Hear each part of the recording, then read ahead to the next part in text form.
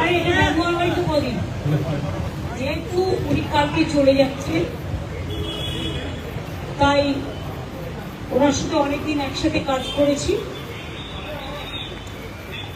এবং আমার সাথে ওনার ভালো সম্পর্কই ছিল।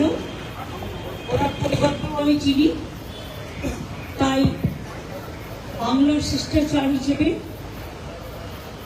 আমি তার কামনা করে এবং তার প্রতি যে অবিচার হয়েছে, অন্যায় 5 ইয়ার্স নাম থাকা সত্ত্বেও 1.5 বছর আগে ইলেকশনের আগে ভাবে সরিয়ে দেওয়া হয়েছে, আমি এটা এখনো মনে করি রাজনৈতিক উদ্দেশ্য প্রণোদিত।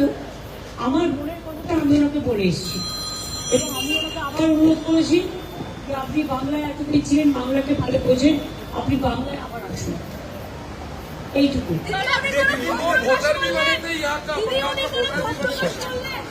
नहीं आगे और कुछ नहीं, जो मीटिंग में बोल दिया। मैडम একটাই খালি প্রশ্ন ছিল, ওনাকে যেদিন ওনার রেজিগনেশন হলো তারপরে তিনি রাষ্ট্রপতির আসার কথা ছিল, উনি বাগডোগরায় সেই কারণে বাগডোগরা যাবে জন্য আমি ট্রাই তো দিয়েছিলাম তো গভর্নমেন্টে, যে ট্রাই তো বাগডোগরা দলগুলো আমার প্রোগ্রাম শিডিউল ছিল, উনি তো যেতে পারেননি একটাই কারণে, কারণ সেই দিনই ওরা ডিসিশন নিয়ে সরিয়ে দিলেন না।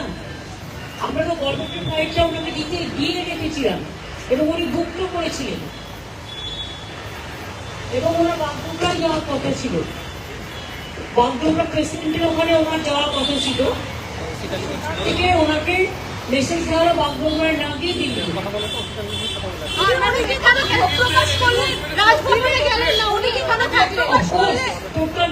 দিদি রাজভবনে থাকলেন না, কারণ এখন পর্যন্ত তিনি আসবেন শপথ না হওয়া পর্যন্ত রাজভবনে থাকলেন। শিষ্টাচার তখন ওনাকে রাখতে হয়নি এবং ইন্ডাস্ট্রিজ তখন ইন্ডাস্ট্রিজের কেন পক্ষে সুতরাং নিজের মর্যাদায় উনি হোটেলে থাকতে চেয়েছিলেন।